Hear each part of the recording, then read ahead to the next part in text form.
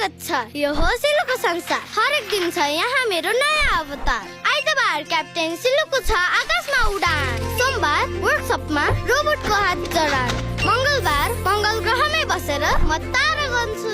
बुधबार Nobel piece price जितेर मेरो स्पिच भन्छु। बिहीबार पनि बिजी छु। मुटु प्रथम हार्ट ट्रान्सप्लान्ट गर्नु छ। शुक्रबार त झन् केही भ्याउँदिन। सगरमाथा चढ्नु छ। अनि शनिबार चाहिँ म आराम गर्छु। म 8 वर्षको हो नि त। खेल्छु, खान्छु, किताब पढ्छु। सिलुको संसारको कुनै सीमाना नै छैन, किनकि मलाई थाहा छ म जे पनि बन्न सक्छु। अक्षरदेखि आकाशसम्म उड्न सक्छिन्, टाढासम्म दिन सके शिक्षाको ज्योति, सक्छिन् उनी तारा बन्न।